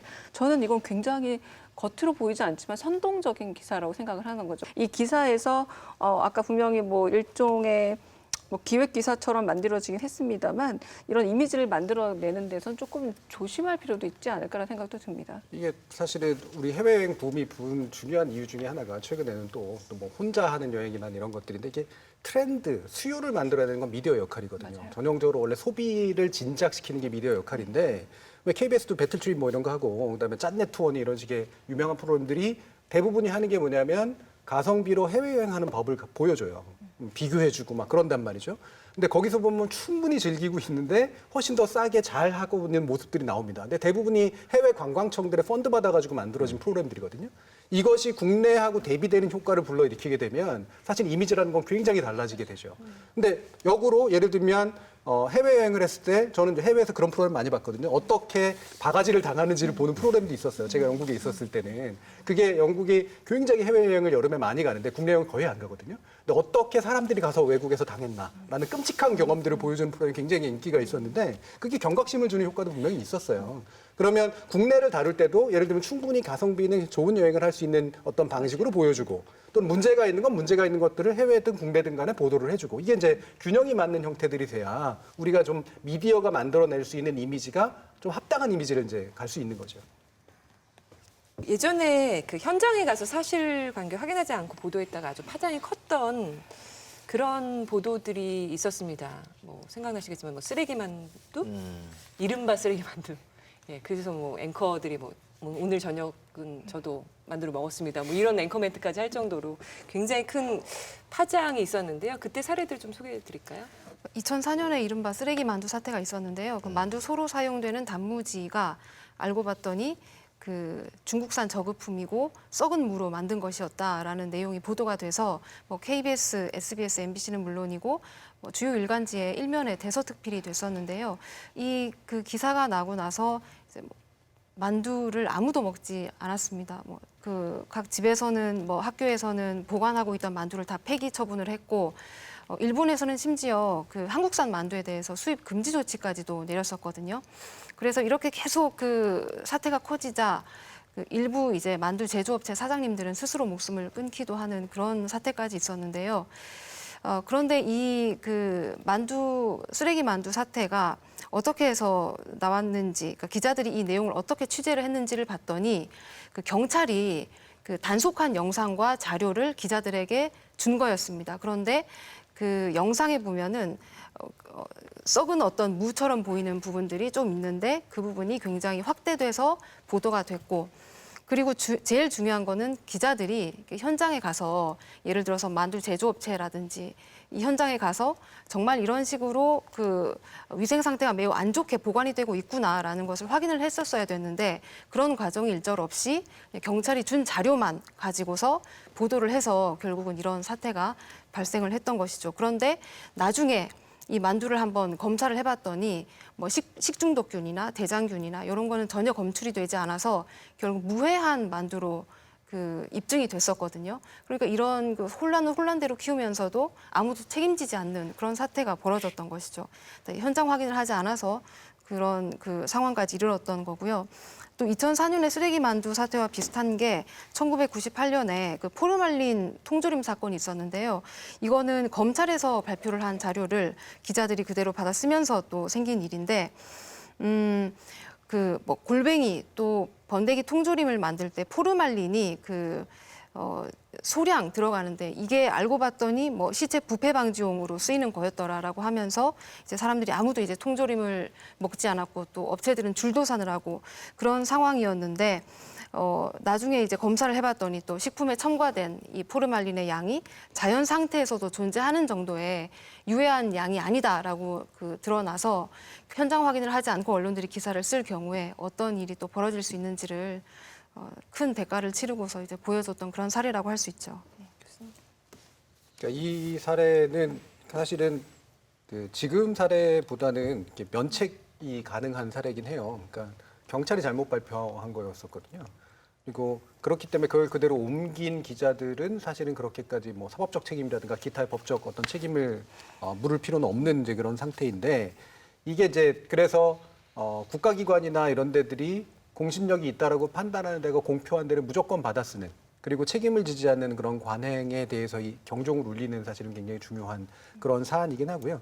현장 확인과는 약간은 거리는 좀 있는 것 같아요. 그러니까 이게 실제로 이거는 포르말린 사건 같은 경우 현장 확인은 대단히 어렵거든요. 이건 과학적인 검증 절차를 거쳐야 되는 거기 때문에 실제로 좀 기다렸어야 되는 거고 그나마 좀 나왔던 건 아마 쓰레기 만두 사건이었을 텐데 정말로 그렇게 만드나라고 들어가 봄직했는데 그러지 않았던 것은 문제가 확실히 있지만 아마 우리나라 언론 같았으면은 정말 그럴까라고 의심하고 가는 게 아니라 진짜 그렇겠지 그러고 갈 거예요. 그러니까 확인하러 가기 때문에 이게 검증하러 가는 게 아니라 확인하러 가는 그런 성향이 상당히 있거든요. 확증 편향이 있어서.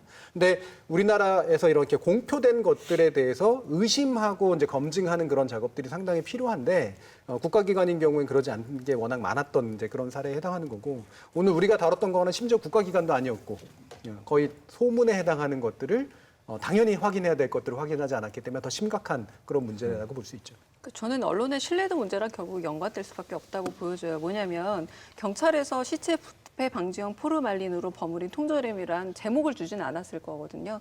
그런 관련 자료를 줬을 거고 쓰레기 만두라고 호명하지는 않았을 겁니다. 이렇게 호명하는 건 이를테면 이 두 개가 역설적인 결합이에요. 시체 부패 방지용하고 어떻게 먹거리인 통조림 연결이 되나요? 그리고 쓰레기와 만두라는 것 자체가 역설적 결합인데 이 부정어 결합을 통해서 주는 굉장히 선정적 효과가 있거든요. 근데 이 기사 두 개가 다 그런 선정적 효과를 노리고 있다는 점에서 강릉 41만 원이란 자동 연상어를 머릿속에 기입하는 것과 좀 유사한 효과가 있었다고 보여져요, 저는. 그래서 실제 사태는 어쨌든 간에 사람들 사이에서는 포르말린으로 통조림, 쓰레기 만두 이 두 단어만 아마 굉장히 유통되고 소비되었을 거라는 겁니다. 그래서 아마 좀 심각한 사태까지 벌어졌다라고 보여지는데 이렇게 획기적으로 선정적인 단어를 쓰고 싶다면 제 입장에선 기자가 분명히 책임을 져야 합니다. 다른 책임이 아니라 사실인지 아닌지는 분명히 확인하고 이렇게 선정적인 단어를 써야 되는 거죠. 아니면 자신이 없다면 이렇게 선정적이고 부정어 결합으로 만들어진 단어가 아니라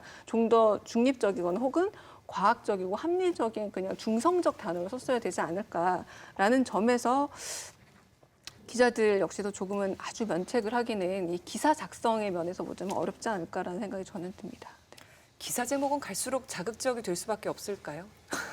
뭐 자극적이 되겠죠. 더더욱이나 이제 온라인 저널리즘이 되다 보니까 클릭을 유도하는 낚시질을 하게 되니까요. 근데 저는 그런 건 있어요. 이건 이제 책임을 져야 된다는 측면에서는 또 한편 동의하는 게 뭐냐면은 이제 실체적 진실이 뭐냐라는 판단이거든요. 그냥 포르말린 이렇게 썼을 때 사람들은 잘 몰라요. 그러면 이게 정말로 심각한 문제를 이야기하는 거라면 거기에 이것이 어떤 위험이 가지고 있는지를 더해야 할 필요는 있죠. 그러니까 이를테면 방부제라든가 이런 식의 의미를 더하는 방식이죠. 근데 만두도 실제로 만두소가 거의 쓰레기 수준의 만두였다라고 한다면 그거를 쓰레기라고 직접적으로 쓰레기는 아니라 쓰레기 수준이라고 하는 것들을 보여줄 필요는 있겠죠. 근데 그러려면 말대로 이제 실제로 사실 확인을 충분히 거쳐서 따라서 알려진 것 이상의 실체적 진실을 말하기 위해서 쓰는 어법이 돼야 되는데 그렇지 않고 상당히 관습적으로 그냥 얘기를 딱 들어보니까 너무 밋밋하네? 어떻게 하면 좀 더 자극적이 될까 해서 덧붙여버린 그런 결과물일 가능성이 상당히 높기 때문에 그 선택은 분명히 기자의 선택이었다는 거죠. 휴가철만 되면 나오는 이런 관습적인 보도들, 의미 있는 보도가 되려면 어떻게 해야 할지 마지막 조언들 부탁드립니다. 글쎄요, 언론에 기대하는 게 뭐 특히 그 소비자 입장에서는 정보 측면도 상당히 크죠. 그리고 좀 한편으로는 제 개인적인 측면이기도 하지만 요즘에 많은 그 소비자들이 아주 많은 유사 언론에 비해서 정통 언론에 대해서 기대하고 있는 거는 믿을 수 있는 이야기들이 아닐까 싶어요. 그렇다면 조금 이런 관광이라던가 바가지 요금에 대해서 단속적이고 아주 선정적인 숫자 위주의 보도를 할 게 아니라 좀 방향성을 가지고 관광이 이렇게 바뀌어야 한다라거나 어떤 이렇게 지향점을 좀 가진 상태에서 행정적인 것으로 어떤 변화가 있어야 된다라던가 좀 이렇게 미래지향적인 기사를 좀 써줘서 적어도 작년 기사와는 다른 기사를 볼 수 있지 않아야 될까. 그리고 10년 전 기사와 지금은 다른 게 분명히 보여야 한다라는 거죠. 하지만 그것에 실패하고 있는 기사가 굉장히 많다라는 것은 어쩌면 이것을 소재로만 활용할 뿐 안타깝게도 문제의식은 그렇게 없는 기사가 아니었나라는 생각이 좀 들어서 좀 문제의식을 가져줬으면 하는 바람이 있습니다. 독일에서 휴가철에 무슨 기사 나와요? 이런 관련 기사들이 있어요? 좀 한번 확인했는데 근데 이런 비용에 대해서는 특별한 스토리가 없거든요. 왜냐하면 사람들 아까도 얘기했던 것처럼 이미 알아요. 그냥 어떤 호텔 값 확인해 보면 갑자기 너무 비싼데 왜 그러지? 아 무슨 박람회 있어요. 아니면 무슨 축제 있어요. 뭐 그래서 그거는 독일 사람도 싫고 근데 이해해요. 이거 그냥 우리 그냥 만드는 사회에서 규칙인데 그래서 많은 사람들 동시에 어디 가고 싶으면 거기는 가격 올라갈 수밖에 없어요. 그래서 중요한 거는 그 밸런스라고 생각하는데요. 그래서 한국 같은 경우도 이런 모텔 아니면 호텔 주인도 저는 충분히 이해할 수 있어요. 많은 돈도 투자하고 뭐 예를 들어서 강릉 같은 경우는 아마 겨울에서 많은 사람 안 갈 수 있잖아요. 그래서 여름 아주 중요한 시간인데 돈 좀 벌어야 되는데 그것도 이해하지만 근데 너무 심하게 하면 또 좀 사람들한테 너무 힘들게 되고 그래서 약간 양쪽에서 좀 이해해야 되고 그래서 가격 조금 더 비싸게 만드는 게는 문제 아니지만 근데 너무 심하게 하면 사람들 거의 나 못 간다 뭐 그런 느낌 받으면 아니면 가격과 비하면 이 퀄리티가 너무 안 맞는다. 그럼 사실 그것도 좋은 게 아니라고 생각하는데요. 근데 오늘 우리 같은 기사는 그냥 정말 딱 그냥 어떤 그 게시판에서 어떤 말만 쓰고 구체적인 내용 확인도 안 하고 직접 우리 기자님처럼 직접 가서 모텔 주인들 인터뷰하고 거기 관광객하고 인터뷰하고 그렇게 해야 그럼 좋은 그림이 나올 수 있는데 근데 우리 봤던 스토리는 오늘 진짜 되게 테마가 좋지만 근데 보도하는 취재하는 스타일은 조금 많이 안 좋았어요. 저는 이 문제를 지적하려면 이제 어느 정도 개념화가 필요하다고 생각을 하는데요. 이게 지금 달력 보도, 뭐 관습적 보도, 그다음에 현장 취재 없는 보도 정도 이렇게 얘기되는데 저는 이거로 충분한가라는 생각을 좀 했어요. 그래서 말을 좀 만들어봤는데 이게 하루살이 저널리즘 아닌가라는 생각을 했어요. 그러니까 다른 말로 하면 한철장사 저널리즘이라는 거죠. 지금 남의 한철장사를 비판하는 식의 저널리즘이 실제로는 스스로가 한철장사를 하고 있는 거예요. 그 철에 남의 한철장사를 비난하는 그리고 그 철이 지나가면 다 까먹는 결국 망각시켜버리고 스스로 일종의 기억상실을 해버리는 그런 저널리즘이 돼버리고 있다는 거죠. 제가 최근에 이제 계속해서 강조하는 내용이 있는데 저널리즘 이론적인 관점에서 이제는 의제 지속도 상당히 중요하지만 자기 참조, 그러니까 내가 과거에 어떤 보도들을 해왔는가에 덧붙여 나가는 보도들이 되게 중요하다. 특히나 이런 거 같은 경우에는 관습적이고 이런 것들을 탈피하려면 자기의 역사 안에서 보도를 해야 되는데 그 역사가 싹 다 잊혀진 그냥 한철장사하듯이로 보도하는 건 스스로도 비판의 대상과 거의 동일한 행동을 벌이고 있는 거다라고 생각을 하고요. 이 자기 참조를 지속적으로 해나가는 그런 보도 이것이 좀 이루어졌으면 합니다. 네. 오늘 저널리즘 토크쇼 제 휴가철에 나오는 언론 보도의 문제점들 살펴보는 시간 가져봤습니다.